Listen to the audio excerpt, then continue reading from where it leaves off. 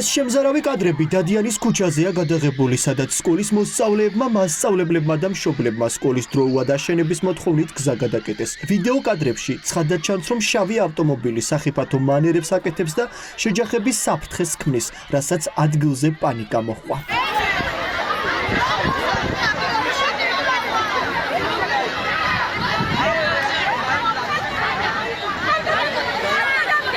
ვიდეო მასალის დეტალურად შესწავლის შემდეგ ირკვევა, რომ ავტომობილი, რომლის მძღოლიც ხალხმრავალ ადგილზე სახიფათო მანევრებს ატარებდა, პოლიციის მაღალჩინოსანს ეჯახება.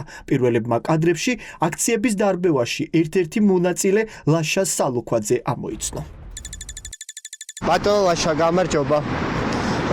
ბატონო ლაშა, როგორ ბრძანდებით? ირაკლი ვარ ბახტაძე, ტელეპირველი და გუშინდელ ინციდენტთან დაკავშირებით რამე დაზიანებები ხომ არ მიიღეთ?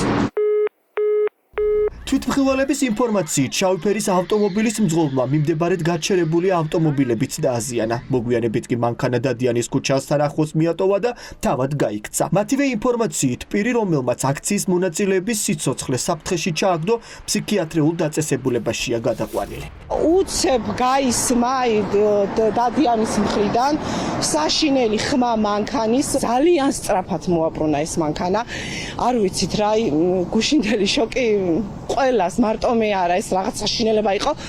ეს მანევრები აკეთა, ეგრეთ წოდებული დრიფტაობა, საკმაოდ ბევრჯერ გაბრუნდა და წავიდა. როგორც გაირკვა მერე აქვე სუპერმარკეტია, იმის ჩასახვევში იყო მანქანა გაჩერებული და თვითონ გაიქცა და მიიმალაო. გამოჩნდა, არ ვიცი, აი პროცესის დროს რა, როცა ბავშვები და მშობლები ვიდექით და უბრალოდ ვითხოვდით შენობას რა, როგორც ყველა. ის რომ ვიღაცა იქ შემოვარდა, ვფიქრობ, რომ არც ეგ არ იყო შემთხვევით რა.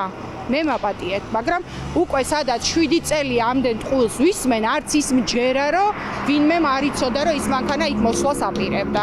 დღეს დადიანის ქუჩაზე აქცია აღარ იქნება. ხალხის მხმაურიანი გამოსვლების შემდეგ განათლების სამინისტრო იძულებული გახდა დათმობაზე წასულიყო. მე-10 სკოლის მოსწავლეები სწავლას დისტანციურად აღარ გააგრძელებენ. აქციებისა და ხმაურის შემდეგ შენობაც მოიძებნა და სასურველი გრაფიკით ცხრილის შედგენაც გახდა შესაძლებელი. მიუხედავად ამდენი დღიანი პროტესტის, ტანჯვა წამებისა და ასე ვთქვათ ორკვირიანი სწავლის მიღმა დარჩენილი ბავშვების იმედია, რომ ამ ახალ შენობაში ჩვენი შვილები უკეთ განაგრძობენ სწავლას და რაც ძირითადი მოთხოვნა, ისე მოთხოვნად რჩება, ეს არის ჩვენი მე-10 სკოლის მალე დასრულება.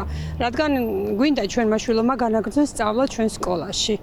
და იმედია ესეც ეს სურვილიც აუხდებათ მათ და ისწავლიან მე-10 სკოლის შენობაში. 7 წელია მე-10 სკოლის აღსაზრდელები ახალ შენობას უშედეგოდ ელოდებიან. სკოლა რამდენიმე წლის წინ დაანგრიეს, თუმცა ახალი ამ დრომდე არ აუშენებიათ. ერთი მოთხოვნა დაკმაყოფილებულია, თუმცა მშობლები ისევ პროტესტის რეჟიმში რჩებიან, იქამდე სანამ სკოლის მშენებლობა არ დასრულდება.